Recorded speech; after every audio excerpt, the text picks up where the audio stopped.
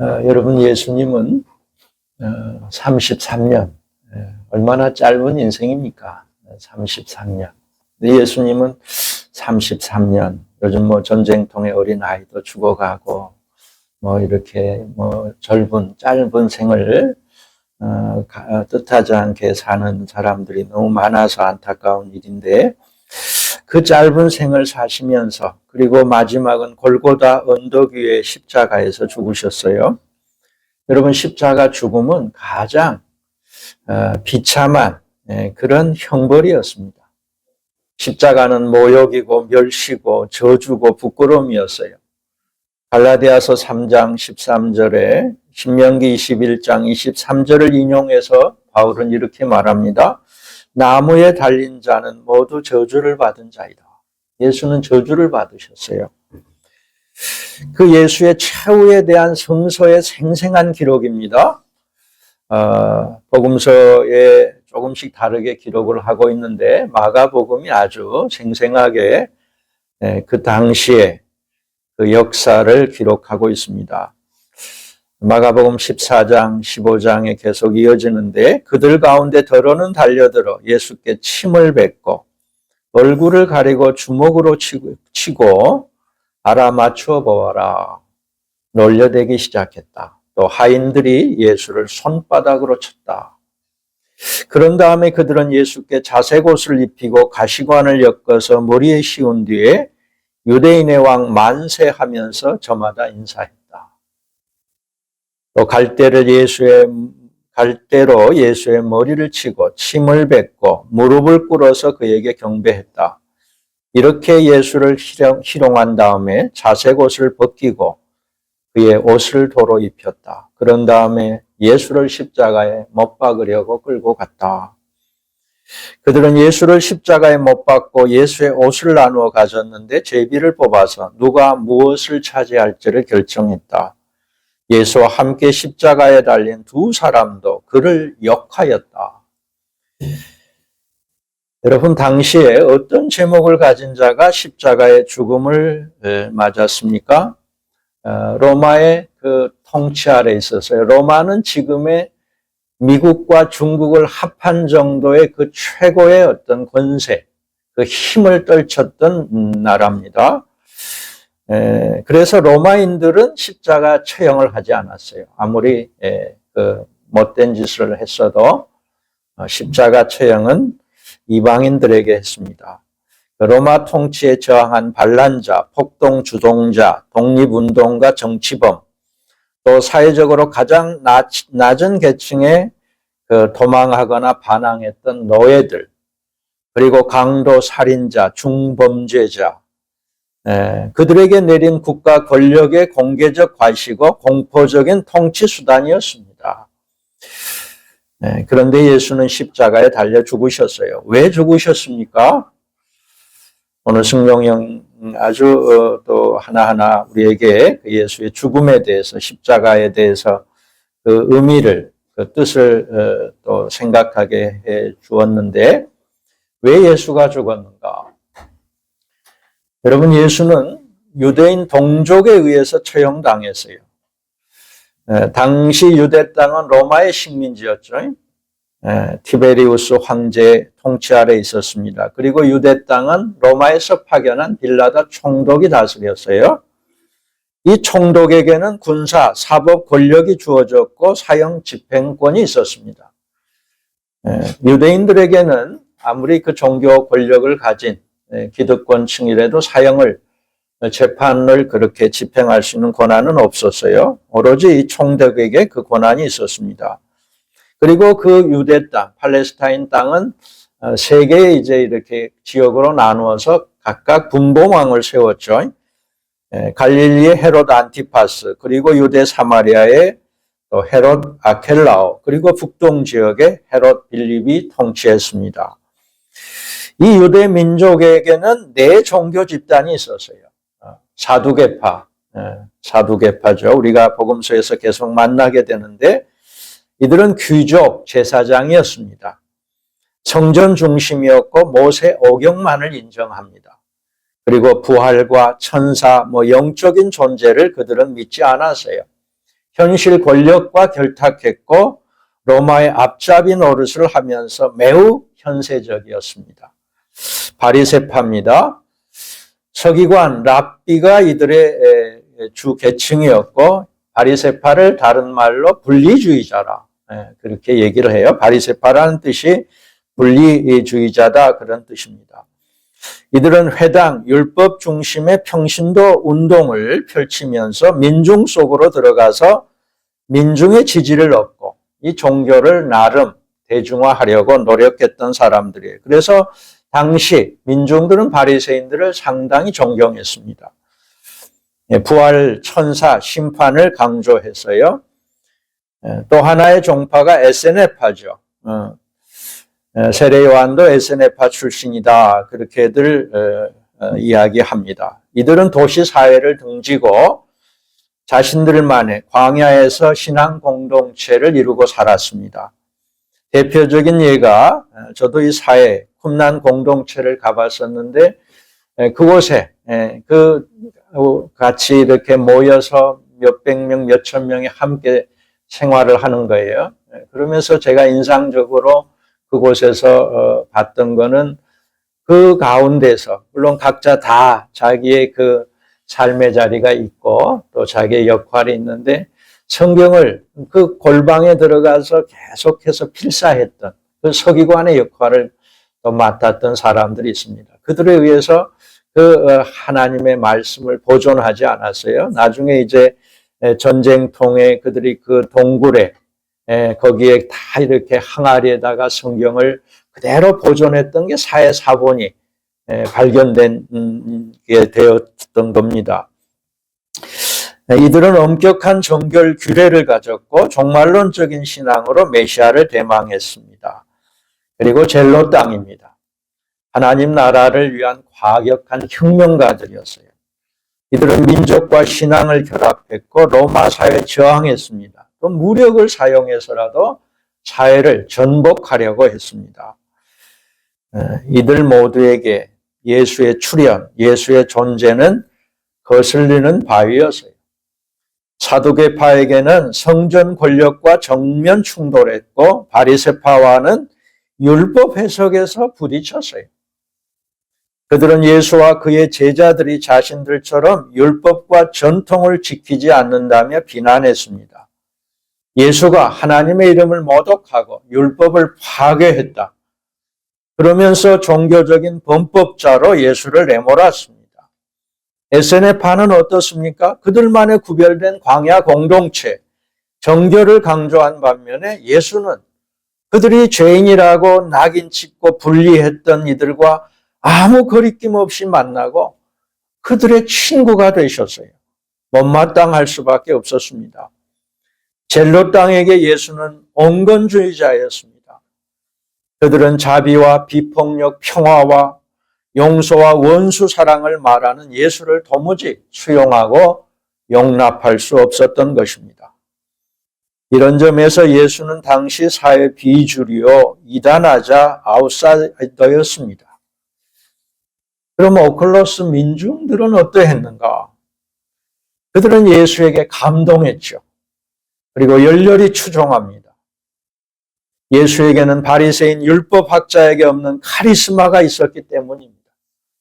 마가복음 1장 22절 보면 그가 회당에서 가르치는 것이 율법학자들과 같지 않았고 권위가 있었다 그랬습니다.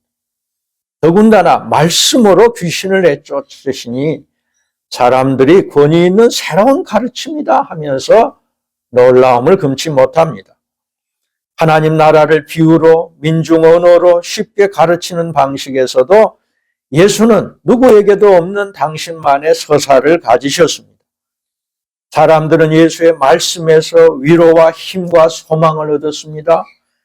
예수의 자비의 손길에서 치유를 경험합니다.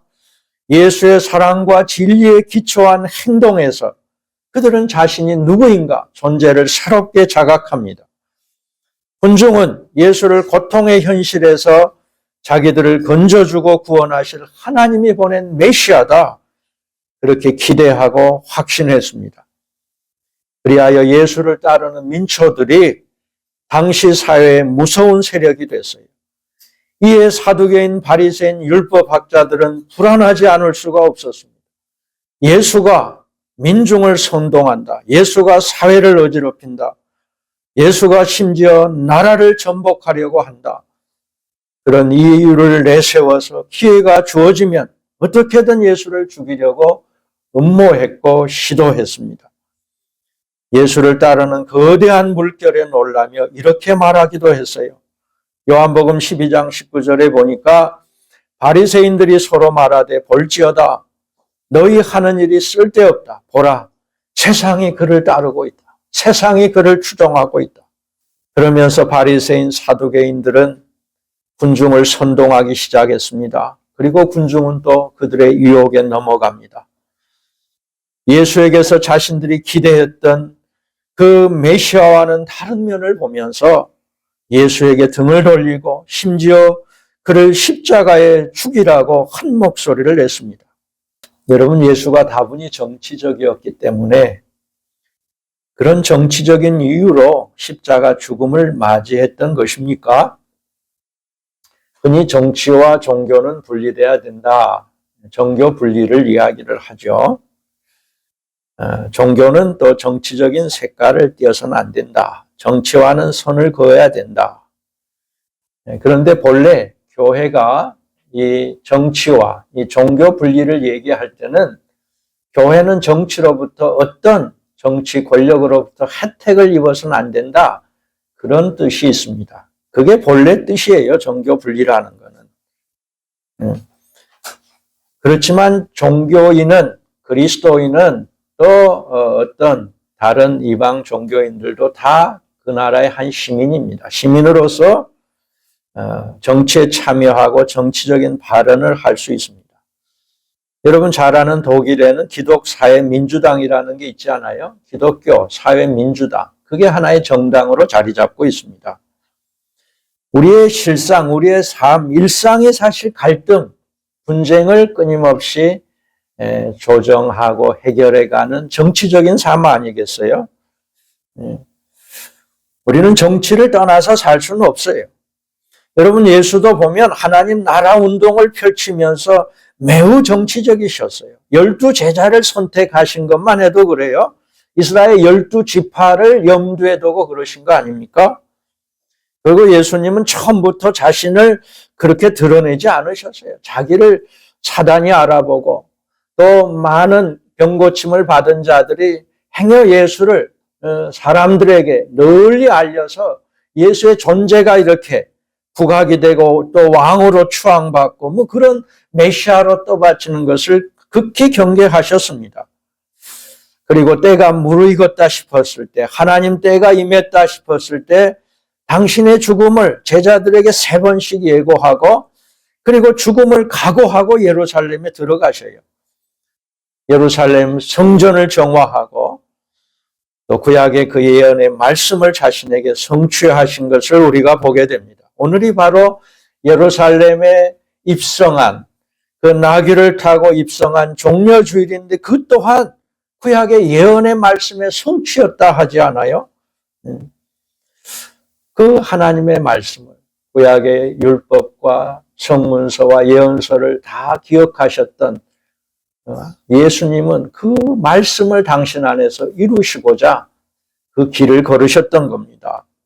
유대 종교 지도자들이 온갖 정치적인, 종교적인 이유를 내세워서 예수를 십자가에 매달아 죽였죠. 그러나 그 이면에는 저마다 자신들의 기득권을 지키고 또 이익을 얻으려는 욕망이었습니다. 자신이 가진 것을 빼앗기거나 잃어버리지 않을까 하는 두려움 때문이었습니다. 마가복음 11장 18절에 대제사장들과 율법학자들이 어떻게 예수를 없애버릴까 하고 방도를 찾고 있었다. 그들은 예수를 두려워하고 있었던 것이다. 무리가 다 예수의 가르침에 놀라고 있었기 때문이다. 그들 안에 예수를 시기하는 마음이 컸어요. 예수께서는 그들에게 없는 지혜와 권세와 능력을 가지셨고 또 대중으로부터 큰 인기를 얻고 있었기 때문입니다. 마가복음 15장 10절 빌라도는 대제사장들이 예수를 시기하여 넘겨주었음을 알았다 그랬습니다. 이렇듯 예수의 죽음은 철저히 당시 유대 권력자들, 종교 지도자들에 의해서 주도되었습니다. 그리고 그들에게 선동된 군중들, 처음엔 지지해서 반대로 돌아선 이 민중들에 의해서 집행된 것입니다. 예수는 역사적이고 정치적인 희생양이었던 게 사실이에요. 우리는 이렇게 묻습니다. 하나님이시자 그의 아들이신 예수는 십자가의 죽음을 피해갈 수는 없었던 일인가? 꼭 십자가에서 죽으셔야만 했는가? 예수는 너무도 무기력하게 십자가를 지셨습니다. 그는 감람산에서 이렇게 탄식하며 하나님께 기도합니다. 마가복음 14장 36절 아빠 아버지, 아버지께서는 모든 일을 하실 수 있으시니 내게서 이 잔을 거두어 주십시오. 여러분, 예수는 공생애 내내 많은 기적을 행하신 권능의 하나님이셨어요. 병을 고치시고 귀신을 내쫓고 오병이어의 그 놀라운 역사를 또 무리를 걷는 기적마저도 행하셨습니다. 그리고 십자가에 계실 때 군중으로부터 유혹과 시험을 받습니다. 마가복음 15장 29절 32절 지나가는 사람들이 머리를 흔들면서 예수를 모욕하며 말합니다. 아, 성전을 허물고 사흘 만에 짓겠다던 사람아, 자기나 구원하여 십자가에서 내려오려무나. 대제사장들도 율법학자들과 함께 조롱하면서 말합니다. 그가 남은 구원하였으나 자기는 구원하지 못하는구나. 이스라엘의 왕 그리스도는 지금 십자가에서 내려와 봐라. 그래서 우리로 하여금 보고 믿게 하라. 그러나 예수님은 그 유혹을 단호히 뿌리치십니다. 군중들이 원하는 바 자신을 구원할 힘과 능력이 없으셨던 것입니까? 베드로가 감람산에서 예수를 잡으러 온 로마 군사들을 향해서 칼을 뽑습니다. 그리고 대제사장의 종 말고의 귀를 잘랐어요. 그때 예수께서 그 말고의 귀를 다시 붙여주면서 그 칼을 칼집에 도로 넣어라. 칼을 쓰는 자는 칼로 망한다 말씀하셨어요. 그리고 덧붙이신 말씀입니다. 마태복음 26장 53절 54절 너는 내가 내 아버지께 구하여 지금 12군단 더 되는 천사를 보내시게 할 수 없는 줄로 아느냐. 내가 만일 그렇게 하면 이런 일이 있으리라는 성경이 어떻게 이루어지겠느냐. 예수는 처음부터 십자가의 죽음을 자신의 소명으로 하셨고 그것을 기쁘게 받아들이셨습니다. 예수는 자신의 존재를 이사야 예언자의 예언에 따라서 고난받는 섬김의 종으로 인식하셨어요. 마가복음 2장에 예수가 레위 집에서 식사하시는데 그곳에 많은 세리와 죄인들이 함께합니다. 바리새파 율법학자들이 이를 보고 저 사람은 세리와 죄인과 어울려서 어찌 음식을 먹는가? 예수의 제자에게 묻습니다. 그때 예수께서 대답하죠. 인자는 섬김을 받으러 온 것이 아니라 섬기러 왔으며 많은 사람을 구원하기 위하여 치를 몸값으로 자기 목숨을 내주러 왔다. 건강한 사람에게는 의사가 필요하지 않으나 병든 사람에게는 필요하다. 나는 의인을 부르러 온 것이 아니라 죄인을 부르러 왔다. 예수는 하나님의 뜻에 따라서 스스로 낮아지셨습니다. 자신을 비우셨고 가난을 선택하셨고 아낌없이 내어주셨습니다. 그 길을 가셨고 십자가를 지심으로써 하나님의 뜻에 완전히 복종하신 것입니다. 빌립보서 2장 6절 8절 그는 하나님의 모습을 지니셨으나 하나님과 동등함을 당연하게 생각하지 않으시고 오히려 자기를 비워서 종의 모습을 취하시고 사람과 같이 되셨습니다. 그는 사람의 모양으로 나타나셔서 자기를 낮추시고 죽기까지 순종하셨습니다. 곧 십자가에 죽기까지 하셨습니다. 스스로 가난해지심으로써 많은 사람을 부욕해 하신 거예요. 고린도후서 8장 9절 우리 주 예수 그리스도의 은혜를 너희가 알거니와 부요하신 이로서 너희를 위하여 가난하게 되심은 그의 가난함으로 말미암아 너희를 부유하게 하려 하심이라. 여러분, 예수께서 그 선택하신 가난, 그리고 그가 걸어가신 나눔과 비움, 그 영성의 길, 그것이 곧 하나님의 우리를 향하신 뜻입니다.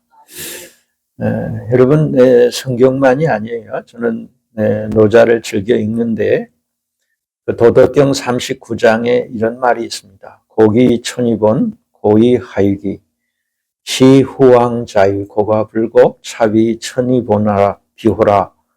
그러므로 귀함은 천함을 근본으로 삼고 높음은 낮음을 깃들로 삼는다. 이로써 후왕이 스스로를 고아와 과부와 노예라 일컬으니 이는 천함을 근본으로 삼는 것이 아니겠는가? 그렇지 않은가? 예수가 걸어가신 길입니다.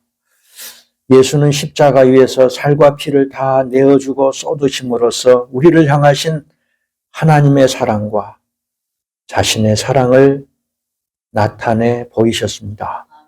로마서 5장 8절 그러나 우리가 죄인 되었을 때 그리스도께서 우리를 위하여 죽으셨습니다. 이리하여 하나님께서는 우리들에 대한 자신의 사랑을 실증하셨습니다. God demonstrates His own love for us. 하나님은 우리를 위하여 당신의 사랑을 드러내셨습니다. 아들 예수 그리스도를 십자가에 내어 죽게 하심으로써 당신의 사랑을 우리에게 확증하신 겁니다.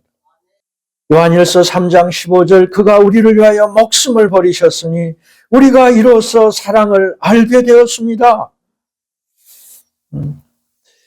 여러분, 사랑은 예수님도 말씀하잖아요. 친구를 위해서 자기 목숨을 주는 것, 이보다 더 큰 사랑이 없다. 네. 내가 의인을 위해서 또 고난받는 자를 위해서 나도 같이 고난을 당하고 또 나의 목숨을 내어주는 일이 있어요. 그러나 불의한 자를 위해서, 죄인된 자를 위해서 자기 목숨을 내어주는 자가 있습니까? 없습니다. 근데 자식은 부모가 그가 아무리 불의하고 아무리 부모에게 불순종하고 어긋나도 내 자식이기 때문에 내 목숨을 자식을 위해서 내어주는 거예요. 그게 사랑이죠. 하나님의 아가페 사랑입니다. 여러분, 예수의 십자가 죽음은 사도 바울에 의해서 보다 더 그 깊은 의미를 우리에게 일깨워주고 있습니다. 이 바울의 탁월한 신앙과 지혜 그리고 그의 헌신에 의해서 이 그리스도교가 이 교회를 중심으로 확고하게 자리매김하게 되는데 바울에게 예수의 십자가 죽음은 우리의 죄를 사하는 대속과 그리고 의와 구원, 하나님과 사람, 사람과 사람, 사람과 자연과의 화해의 복음 사건이다. 그렇게 바울은 우리에게 이 십자가의 의미를, 그 뜻을 밝혀주고 있습니다. 갈라디아서 3장 13절에 그리스도께서 우리를 위하여 저주를 받은 사람이 되심으로써 우리를 율법의 저주에서 속량해 주셨습니다. 여러 서신서에 이에 상응하는 구절들이 있습니다. 에베소서 2장 14절 16절만 읽겠습니다. 그분은 유대 사람과 이방 사람 사이를 가르는 담을 자기 몸으로 허무셔서 원수된 것을 없애시고 여러 가지 조문으로 된 계명의 율법을 폐하셨습니다. 그분은 이 둘을 자기 안에서 하나의 새 사람으로 만들어서 평화를 이루시고 원수된 것을 십자가로 소멸하시고 이 둘을 한 몸으로 만드셔서 하나님과 화해시키셨습니다. 지금 이란에서 이 엄청난 이 전쟁이 지금 우리의 어떤 생각, 기대 이상으로 더 크게 폭발하고 있는데 지금 이제 뭐 중동의 다른 뭐 예멘 또 뭐 요르단 거기에 뭐 헤즈볼라 뭐 지금 막 다 사우디아라비아 중동에 뭐 다 그 나라들이 다 연계돼 있어요. 미국과 이스라엘이 벌인 침략이었는데 또 그것도 그 권력 그 지도자들의 자신의 욕망 때문에 어떤 그 돈에 그 눈이 멀어서 그런 전쟁을 벌이지 않았어요. 그래서 엄청난 사람들이 죽어가고 지금 전 세계 시민이 고통을 겪고 있는데 이 전쟁을 어떻게 끝낼 것인가? 이 전쟁을 끝내고 어떻게 평화를 이룰 것인가? 나름 엄청난 노력들을 하죠. 그래서 협상을 또 파키스탄에서 또 이렇게 시도하고 많은 노력들을 합니다. 그런데 힘 있는 사람에 의해서 이 평화가 이루어지느냐? 결코 그렇지가 않아요. 그래서 핵무기를 가져야 된다. 그렇지만은 더 힘을 가진 사람이 또 그 자기 욕망을 이루고자 전쟁을 벌이게 돼 있어요. 이 전쟁은 이미 예견된 겁니다. 이미 계획된 거예요. 어느 날 갑자기 우리가 상상하지도 못한 남의 나라에서 일어난 일이기 때문에 그렇지만 우리도 사실 그 전쟁의 늘 그 위협 속에서 우리가 그런 살아가고 있잖아요. 불안한 가운데 살아가고 있습니다. 이 전쟁을 끝내고 진정한 평화를 이루는 길은 예수께서 우리에게 보여주신 그 십자가의 길을 통해서만이 가능한 일이에요. 그 길을 따르는 사람들에 의해서 평화가 가능합니다. 그래서 우리는 평화를 외쳐야 되고 또 이 전쟁을 어떻게든 끝내기 위해서 우리가 함께 또 거리로 나가서 평화의 메시지를 같이 선포해야 될 거라고 생각합니다. 우리 남과 북이 한참 그 전쟁에 여러 번의 그 위기가 있었는데 그때마다 우리가 전쟁을 그 위기를 넘어설 수 있었던 것도 이 국민의 평화에 대한 열망이었어요. 저도 그때가 2000년도였나 하여튼 그때 한참 또 우리나라가 그런 어려운 시기에 이 판문점으로 10만의 이 평화를 위한 그 기도의 용사들이 그곳에 모일 때 이 전쟁을 막을 수 있다. 그래서 그 대열에 우리가 함께 했었고 그 자리에 함께 가기로 했었는데 다행히 그 전에 그 전쟁이 일어나지는 않았습니다. 여러분, 예수의 십자가가 화해의 복음 사건인 것을 성경은 우리에게 증언하고 있습니다. 예수께서 십자가에 돌아가셨을 때 어떤 놀라운 사건이 있었습니까? 마태복음 27장에 보니까 성전의 지성소와 성소를 가르고 구분하는 휘장이 위에서 아래까지 둘로 갈라졌습니다. 그리고 바위가 갈라지고 무덤이 열렸어요. 잠자던 많은 성도들의 몸이 살아났습니다. 이게 뭘 상징하고 있습니까? 예수께서 십자가의 죽으심으로 말미암아서 우리 앞에 놓인 담이 무너지고 하나님께서 원수된 것을 소멸하신 거예요. 이 바울 사도에게 있어서 예수 십자가의 도는 구원받은 자들에게 하나님의 능력이다 말씀하고 있습니다. 고린도전서 1장 18절 십자가의 말씀이 멸망하는 자들에게는 어리석은 것이지만 구원을 받은 사람인 우리에게는 하나님의 능력입니다.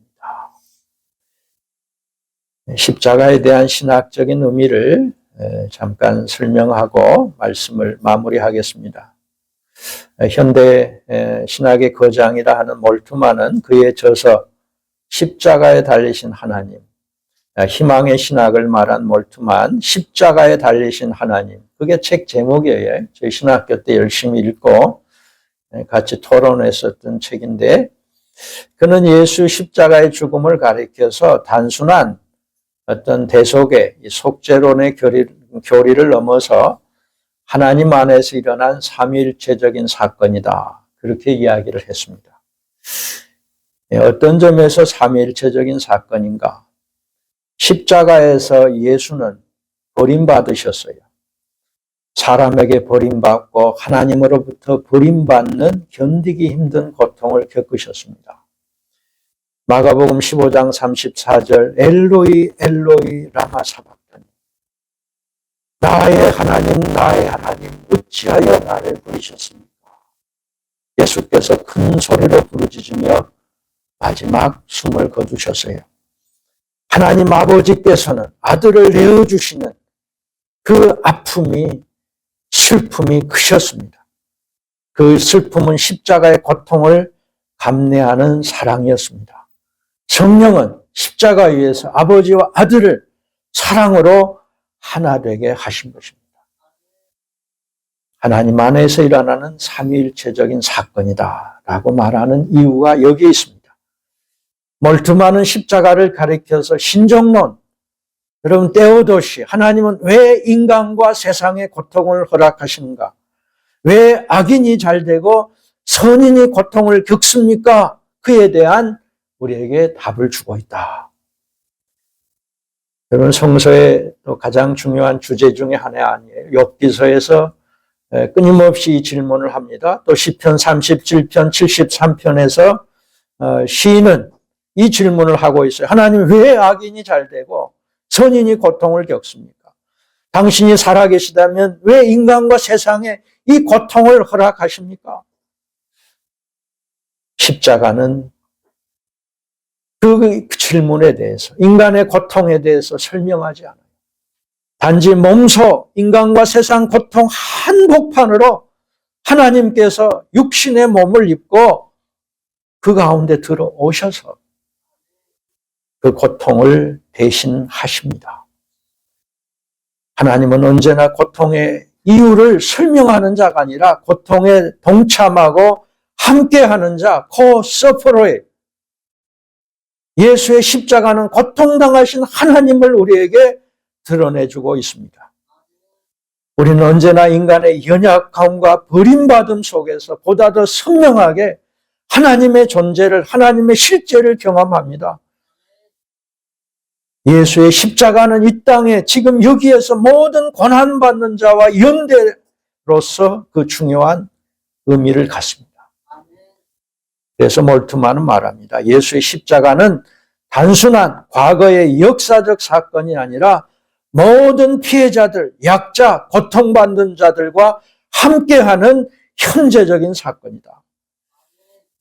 여러분, 예수의 십자가는 죽음으로서 끝이 아니라 부활과 미래를 향한 희망이고 새로운 시작입니다. 이 희망은 현실 도피가 아니라 현실 참여의 고통 속에서 시작되는 믿음을 불러옵니다. 몰트만에 의하면 예수 십자가는 한마디로 하나님이 인간의 고통 속으로 들어와 함께 고통받으시며 그 안에서 새로운 희망을 여는 구원 사건이다라고 말씀하고 있습니다.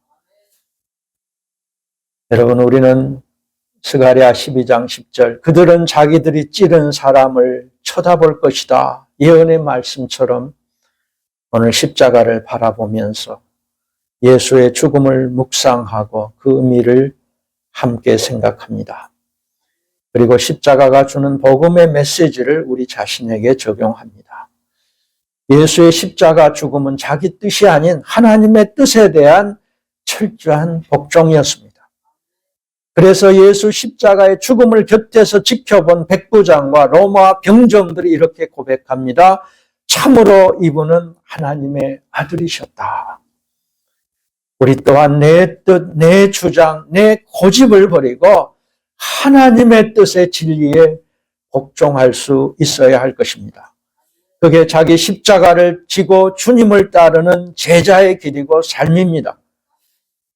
십자가를 바라보면서 오늘의 시대와 이 지구촌 역사 속에서 가장 크게 고통당하는 약자들, 지금 전쟁 가운데 신음하는 우리의 이웃들, 그리고 난민들, 방황하는 나그네, 그들을 마음에 품고 기도합니다.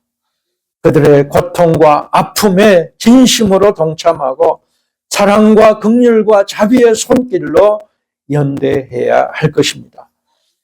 예수의 십자가가 구속과 화해의 복음 사건인 것을 기억하면서 우리 또한 화해의 직분과 화해의 말씀을 맡은 자로서 주신 소명에 더욱 충실해야 합니다. 고린도후서 5장 17절 20절 누구든지 그리스도 안에 있으면 그는 새로운 피조물입니다. 옛것은 지나갔습니다. 보십시오. 새것이 되었습니다. 이 모든 것은 하나님에게서 났습니다. 하나님께서 그리스도를 내세우셔서 우리를 자기와 화해하게 하시고 또 우리에게 화해 직분을 맡겨주셨습니다. 곧 하나님께서 사람들의 죄과를 따지지 않으시고 화해의 말씀을 우리에게 맡겨주심으로써 세상을 그리스도 안에서 자기와 화해하게 하신 것입니다. 그러므로 우리는 그리스도의 사절입니다. 우리 모두 예수의 십자가의 길을 믿음으로 어깨동무하고 함께 걸어가십시다.